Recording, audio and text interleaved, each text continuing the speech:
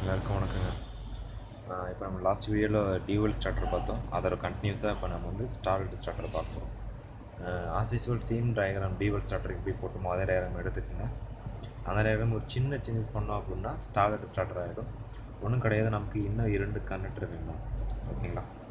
இது K1 எடுத்துக்குவோம், இது K1 K2 2 கனெக்டர் எடுத்துக்கிட்டு அது நியூட்ரல் கனெக்ஷன் கொடுத்துருங்க. 2 கனெக்டர்லேயும் ஒரு NCயை போட்டு விடுங்க. அந்த NCயை இது கூட கனெக்ட் பண்ணுங்கள், அவ்வளோதான். இந்த NCயை இது கூட கனெக்ட் பண்ணிட்டீங்க அப்படின்னா முடிஞ்சிச்சு. இதாங்க ஸ்டார்டர். இதில் இந்த NC வந்து இதோட NCன்னு பார்த்தீங்கன்னா இந்த கனெக்டர் NC, அதாவது K2ஓட NC. இந்த NC பார்த்தீங்கன்னா இது வந்து K3ஓடது, இது வந்து K2ஓடது. இப்படி போட்டிங்க அப்படின்னா ஸ்டார்ட் ஆகுது. ஆக்சுவலாக இது வந்து மெயின் கனெக்டர் ஆகிடும், இது வந்து ஸ்டார் கனெக்டர் ஆகிடும், இது வந்து டெல்டா கனெக்டர் ஆகிடும். இது ரெண்டும் ஆனில் இருக்கும்போது ஸ்டாராக ஒர்க் ஆகும், இது ரெண்டும் ஆனில் இருக்கும்போது டெல்டா ஒர்க் ஆகும். இதோட பவர் டயக்ராம் பாருங்கள். இது வந்து மெயின் கனெக்டர், இது எப்போவுமே ஆனில் இருக்கும். நெக்ஸ்ட்டு வந்து இந்த கனெக்டர் ஆன் ஆகிடுச்சு அப்படின்னா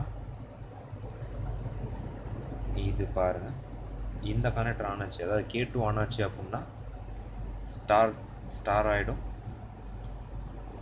இந்த கனெக்டர் ஆன் ஆகிடுச்சு, K3 ஆன் ஆகிடுச்சு அப்படின்னா டெல்டா ஆகிடும்.